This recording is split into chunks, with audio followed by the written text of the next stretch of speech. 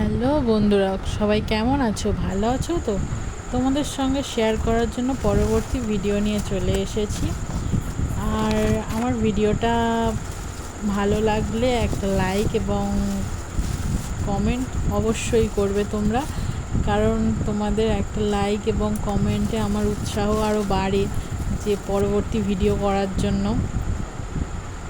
আর দেখো কত বড় মাছটা আমি এখন কাটবো। মা রাত্রেবেলা নিয়ে এসেছে তো, তাই অতটা ভিডিওটা পরিষ্কার হয়নি। দেখো মাছগুলো আমি পিস পিস করে কেটে নিচ্ছি। আর আজকের এটা রান্না হবে না, কেটে ফ্রিজে ধুয়ে রেখে দেবো, কারণ নদীর মাছ একটু ফ্রিজে রাখলে টেস্ট বেশি বাড়ে।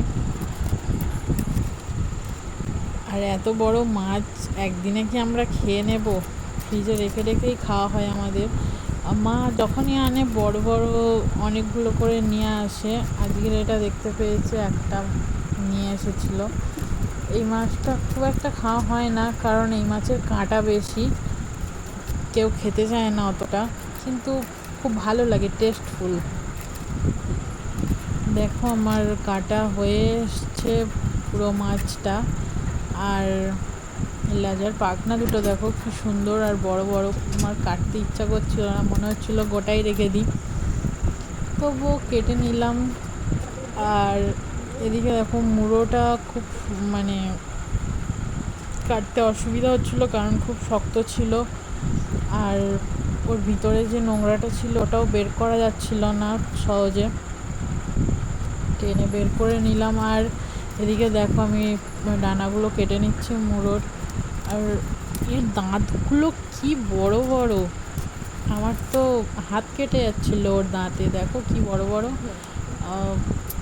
পরিষ্কার আসেনি ছবিটা, নইলে দেখাতাম, অনেকটাই বড় বড় ছিল। এই মাকেও বলছিলাম, বলি এর দাঁতগুলো কি বড় বড়, দেখো হাত কেটে যাচ্ছিল আমার, কাটতে পারছিলাম না, যা করে কেটেই নিলাম মুড়োটা। এরপরে ধুতে যাব মাছটাকে, কাটা হয়ে গেলে। আর এদিকে জিমি তো কুঁকুর করে যাচ্ছিল মাছ কাটা দেখে। দেখো আমার মাছ কাটা হয়ে গিয়েছে, এবার ধুয়ে আনবো মাছটাকে। তো দেখা হচ্ছে পরের ভিডিওতে। পুরো ভিডিও দেখার জন্য থ্যাংক ইউ, বাই বাই।